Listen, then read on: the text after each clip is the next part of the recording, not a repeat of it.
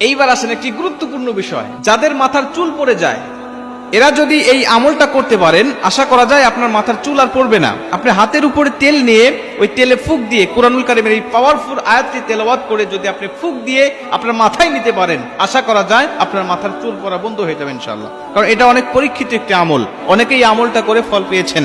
এজন্য আমি আপনাদেরকে বলছি, পবিত্র কুরআনুল কারীমের এই আয়াতটা তেলাওয়াত করে আপনারা এইভাবে আমল করবেন, তেলে ফুঁক দিয়ে আপনার তেলটা ব্যবহার করুন ইনশাআল্লাহ। কারণ কুরআনুল কারীমের মধ্যে এমন কোনো সমস্যা নাই যেটা কোরআনের কাছে সমাধান নাই।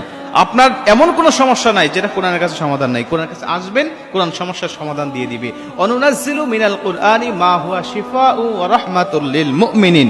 আল্লাহ পাক বলেন, সমস্ত রোগের শিফা হিসাবে কোরআনকে আমি পাঠিয়েছি। এজন্য আমরা অবশ্যই কোরআন থেকে সমাধান নেওয়ার চেষ্টা করব ইনশাআল্লাহ। মুসলমান ভাইরা আমার, খুব মনোযোগ দিয়ে শুনে নেন। আপনি কি করবেন? আপনি জাইতুনের তেল, বিশেষ করে জাইতুনের তেল ব্যবহার করার অভ্যাস করবেন। জাইতুনের তেল আল্লাহ রাসূল ব্যবহার করেছেন। এজন্য আল্লাহ রাসূল, অনেক মানুষ আছেন যাদের মাথার চুল মানে অল্প বয়সে পেকে যায়।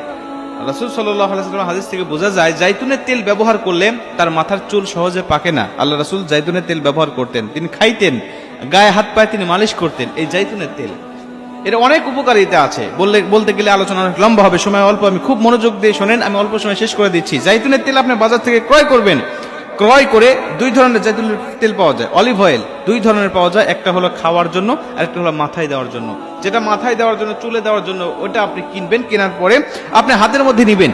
হাতের মধ্যে নিয়ে আপনি সূরাতুশ শুআরা, সূরা শুআরার ৮০ নম্বর আয়াতটি তেলাওয়াত করবেন। সূরা শুআরার ৮০ নম্বর আয়াতটি তেলাওয়াত করে আপনার হাতের মধ্যে ফু নিবেন। আল্লাহ পাক বলেন, ওয়াইদা মারিতু ফাহুয়া ইয়াশফিন, ওয়াইদা মারিতু ফাহুয়া ইয়াশফিন। এই আয়াতটার কত পাওয়ার, অনেক পাওয়ার। শুধুমাত্র এইটার জন্য নয়, এটা অনেক রোগের ক্ষেত্রে এই সূরা এই শুআরার ৮০ নম্বর আয়াতটি ব্যবহার করা হয়। এটা দিয়ে অনেক ঝাড়ফুঁক হয়। এটার কারণে আল্লাহ পাক অনেক মানুষের জটিল কঠিন রোগ থেকে আল্লাহ পাক হেফাজত করে।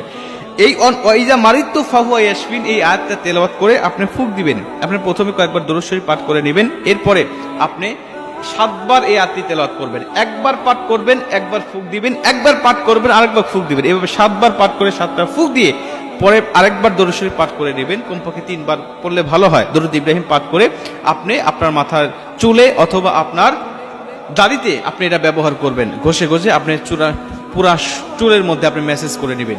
এখন অনেক মা বোনেরা আছেন যারা জাইতুনের তেল ব্যবহার করতে পারবেন না, কারণ তারা নির্দিষ্ট একটা ব্র্যান্ডের তেল ইউজ করে অভ্যস্ত হয়ে গেছেন। তারাও, আমি তাদেরকে বলবো, তারা জাইতুনের তেল যদি না ব্যবহার করতে পারেন, তাহলে আপনাদের পছন্দ অনুযায়ী যে তেলগুলো আপনি ব্যবহার করেন এটা আপনারা ব্যবহার করে আপনারা অবশ্যই এটা থেকে আপনারা এই আমলটা করতে পারবেন ইনশাআল্লাহ। করলে আল্লাহ